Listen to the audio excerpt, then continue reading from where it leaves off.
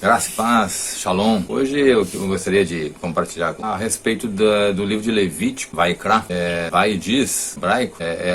Na verdade, o nome do livro em hebraico é Vaikra, vai e diz, né? Ou seja, uma ordem de Deus a Moisés dizendo, vai e diz ao povo de Israel. E é assim que inicia o livro, por isso daí o nome dele. Então, primeiramente, eu gostaria de falar sobre o livro de, vamos usar o nome em português, Levíticos, nos capítulos de 1 a 7, eu não vou ler os capítulos aqui, mas gostaria que os irmãos lessem, sobre os sacrifícios. Uma coisa que muitas vezes não passa na cabeça de um irmão é por que tem que ter sacrifícios e por que essa riqueza de detalhes tão minucioso para se oferecer esses sacrifícios. Às vezes tem uma ideia deturpada de que está tendo ali uma mortandade de animais em vão, né? Como eu digo, na verdade tudo tem um fundamento. Adonai jamais ele diria para fazer algo se não tivesse um fundamento, jamais ordenaria, na verdade, algo para ter um fundamento. Então, a base do livro de Levítico é uma relação, dito no judaísmo que Levítico é o livro do amor, na antiga aliança. Por quê? Vocês vão entender a partir do momento que eu for explicando alguma coisa, de que ele é, na verdade, um livro de relacionamento entre a divindade, né, entre Deus e o seu povo. Então, existem vários tipos de sacrifícios, mas a primeira coisa que eu gostaria já de trabalhar na mente dos irmãos é tirar essa ideia da palavra sacrifício e substituir por korban, ou korbanot no plural. A palavra korban, ela poderia ser traduzida como oferta, oferenda, algo que se entrega a Deus. Bom, na história antiga, né, olhando os povos antigos, havia já essa ideia de rituais de matança de animais que se ofereciam para os ídolos. Só que dentro de Vaikra, dentro do livro Levítico e dentro da própria visão do Eterno, de Adonai, o que está ali em jogo não se trata de uma oferenda a um ídolo, mas de uma busca de um relacionamento perfeito com a divindade. Então, enquanto outros povos matavam animais porque queriam uma morte do inimigo, ou queriam riquezas, ou queriam alguma coisa específica, os sacrifícios, né, a korban, vamos falar daqui para frente em korban, a korban ela tinha muito mais profundidade, ela era uma espécie de relacionamento, de busca de um resgate de relacionamento com a divindade. Bom, vamos pensar numa metáfora, num simbolismo. Digamos que você encontre alguém na rua, digamos que você não fosse de épocas passadas, de 30 anos atrás, e de repente você estivesse agora, nesse ano, andando pela rua, e você vê uma pessoa com um aparelhinho retangular, quadradinho, no ouvido e falando e se expressando, as mãos se mexem, e ele sorri, tem hora que ele faz a outra cara, mas ele está ali. Aí você ia pensar, o que será que está acontecendo ali? O que está acontecendo ali? Por que esse sujeito está assim? Tal, né? O que essa coisa aí que ele tem na orelha dele aí? Você não entenderia, porque você não compreenderia, porque você não entendeu o que é aquele aparelho e o poder daquele aparelho, a capacidade daquele aparelho. Se você aí começar a se interessar, você vai descobrir que aquele aparelho é um comunicador. Ele comunica aquela pessoa com a outra extremidade, com a outra pessoa, mesmo elas não estando juntas ali, uma com a outra. Então, a korban, ele seria, vamos dizer assim, o aparelho celular, né? Ele é o comunicador, ele é o intermediário, ele é a interface entre você e Deus, né? Entre o povo de Israel e Deus. Bom, vamos lá. Então, as korbans, embora elas possam ser traduzidas como a korbanot, no plural, né? Ela possa ser traduzida como oferta, ela também vem de karov, no hebraico, que tem sentido de fechar, de aproximar. A ideia é exatamente essa. A oferta ela é uma aproximação entre o ser humano, o povo de Israel, o povo de Deus, vou colocar de uma maneira mais geral, o povo de Deus e Deus. Ela é o celular, é ela que vai fazer essa interface de comunicação com Deus. E todas elas estão relacionadas à ideia de uma aproximação, de uma restauração de aproximação. Então vamos lá, outro exemplo. Um esposo e uma esposa, eles brigam lá por algum motivo, e aí bate no coração deles aquele arrependimento, aquela tristeza, e eles vão tentar então se relacionar, vão se aproximar e vão dizer, olha, desculpa, eu agi errado assim, eu agi errado desse jeito, me perdoe e tal. E eles vão buscar novamente esse relacionamento. A outra parte vai dizer, não, tudo bem, eu entendi que você fez isso, assim, assim, assim, vamos restaurar o nosso relacionamento. Então, por que se restaura? Porque as partes se amam. Porque as partes têm um sentimento um pelo outro e querem manter vivo esse sentimento. Senão cada um tomaria os seus extremos e virariam inimigos. Mas como as partes se amam, elas querem manter essa unidade de relacionamento. Então a Corban, as Corbanotes, que é a Corban no plural, elas tanto são oferendas como são resgate de relacionamento, ou seja, de conciliação, de aproximação, de ajuntamento. Então, quando Deus determina, todas elas têm um certo sentido. Mas nós vamos ver assim. Nós temos a primeira forma de Corban, o holocausto, olar, né, que significa elevação. Daí vai surgir, inclusive, a palavra que não existe no hebraico, que é arrebatamento. Não existe essa palavra no hebraico, arrebatamento. Existe elevação. Então, a olar é uma Corban que significa total submissão, uma consagração. Ou seja, tornar-se sagrado, separado, elevado para Deus. É uma entrega de alguém. Então toda a Corban ela tinha essa característica, ele tinha que entregar algo representativo. E ele trazia aquele animal ali, macho, sobre o altar, ele era queimado inteiramente, a ideia da totalidade, e já dizia em Vaikra, em Levítico 6,13, que o fogo arderá continuamente sobre o altar e ele não se apagará.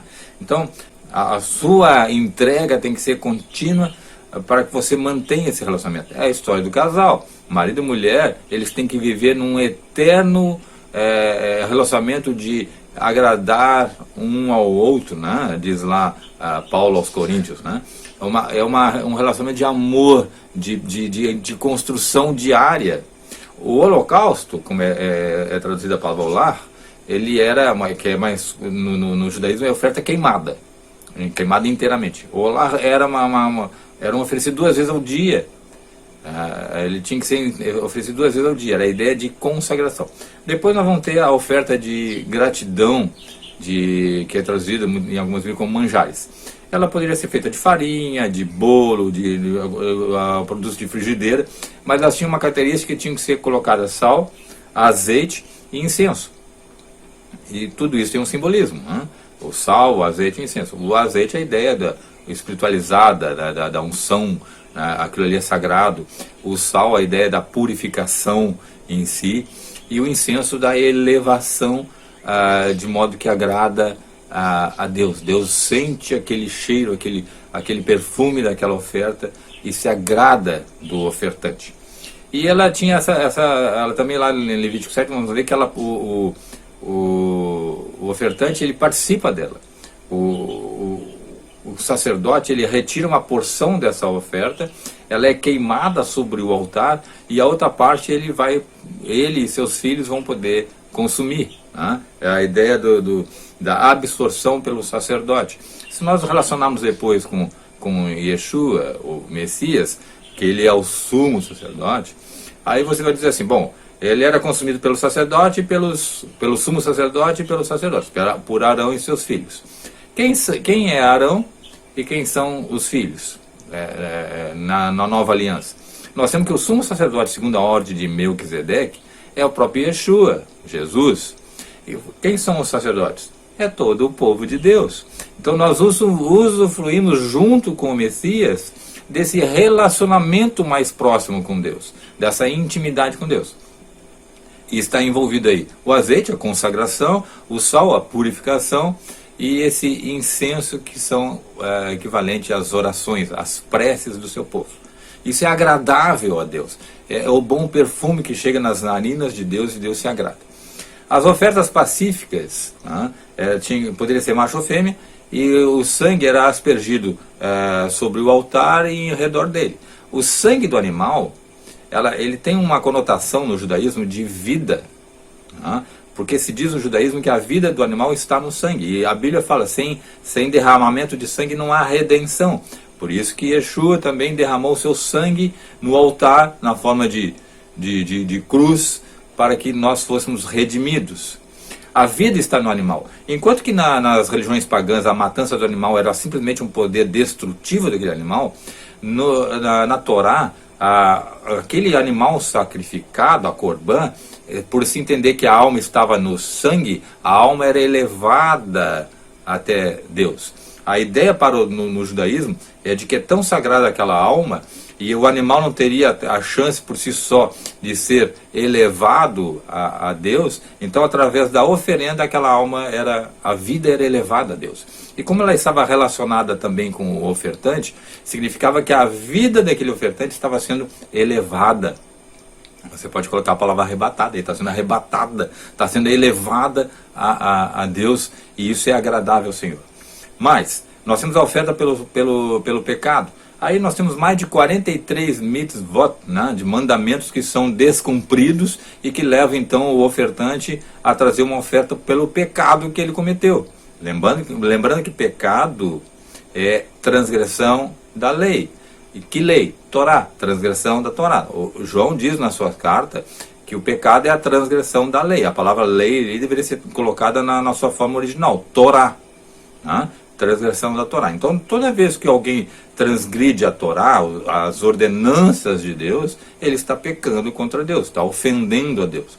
Então, ele precisava trazer essas oferendas. Aí nós tínhamos a oferta pelo próprio sumo sacerdote, na época que ele pecava também, ele transgredia a lei, então ele tinha que trazer um novilho, o sangue dele tinha que ser aspergido 7 vezes e depois derramado na base do altar. O couro, a carne, a cabeça, as pernas, as entranhas, essa parte, ela não era queimada no altar, ela tinha que ser levada para fora do templo, num lugar específico, onde se colocavam as cinzas, e ali ele era queimado. A ideia que o pecado, ele não tem convivência com Deus, né? Tu é tão puro de olhos que tu não suporta o pecado, né? Não podes ver o pecado, disso as escrituras sobre Deus. Então o pecado, ele era um afastamento, é o contrário da Corban. Enquanto a Corban ela é o resgate desse relacionamento, o pecado seria o afastamento de Deus, né? Então ali, a parte de gordura era queimada sobre o altar, mas o restante do animal era todo queimado fora das dependências do templo ou do tabernáculo. Isso dá a ideia que o sumo sacerdote também, lá em Israel, ele pecava. A ideia da coletividade, né? Toda a congregação poderia cometer um pecado coletivo, grupal, né? Então ela também tinha que trazer um novilho e seguir as mesmas regras que eu falei ainda há pouco sobre a oferta pelo pecado. Nós tínhamos os líderes, né? Príncipes, ele tinha que trazer um bode, que é o seu simbolismo, né? O sangue era o sacerdote pegava pelo dedo, né? Molhava o dedo e aspergia no chifre do altar e na base do altar. O chifre tinha a ideia de autoridade, de simbolismo de poder. Então o líder também pecava e ele tinha que fazer esse resgate. A ideia de que, imagine se fosse hoje, né? O presidente, os congressistas, os ministros das cortes, reconhecendo humildemente diante do Deus Altíssimo que pecaram contra ele, então eles também faziam essa corban, vamos dizer assim, né? Traziam essa corban. E o indivíduo, a coisa mais individual, né? Ele se dava de conta, se arrependia, ele se dava de conta e ele trazia então uma cabra, e o seu sangue também era pelo dedo ali do sacerdote, aspergidos, né, nos chifres e derramado também na base do altar. A ideia desse derramar é sobre o altar, né? A ideia também aponta para Yeshua, mas também a ideia de que uma vida ali está sendo sacrificada por causa daquela atitude, né? Ou seja, o salário do pecado é a morte, alguém está morrendo por causa do pecado. Nós tínhamos o pecado por sacrilégio, né?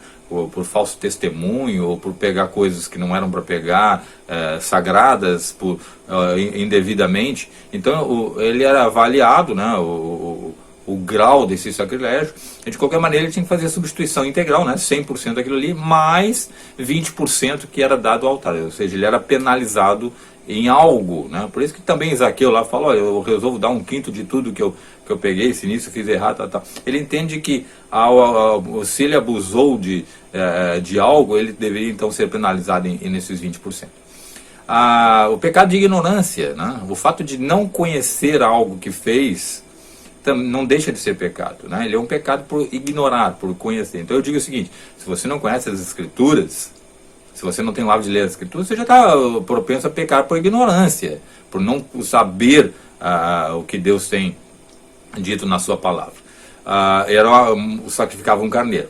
Nós temos os pecados voluntários, aquele que era uma predisposição do indivíduo, mas que ele reconhecia que ele tinha errado, tinha pecado, então também tinha que devolver aquilo que ele meteu a mão, naquilo que ele fez o cálculo errado proposital, naquele que ele desviou, e ele tinha que ser penalizado também em ressarcir integralmente mais 20% do que ele pecou voluntariamente. E depois nós temos Yom Kippur, que é anual, que é o dia de Ano Novo, né, o dia do perdão, em que uma vez por ano o sumo sacerdote entrava no Santo dos Santos, representando toda a congregação, e aí se ele voltasse ao contato da congregação, é sinal que Deus havia perdoado.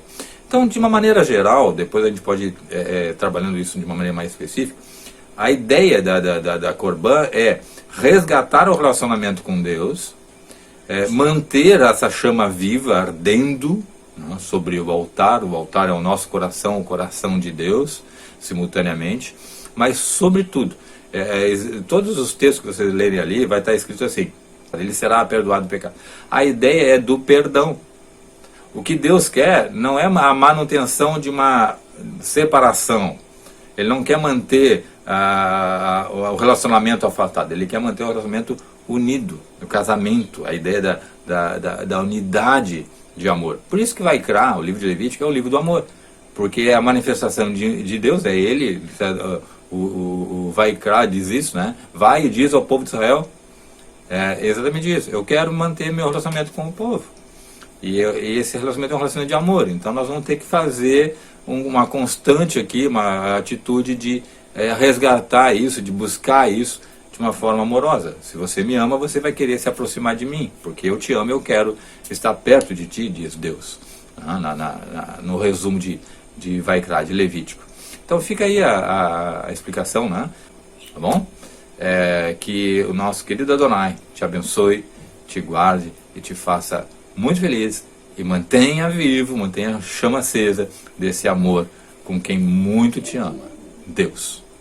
Amém? Até mais.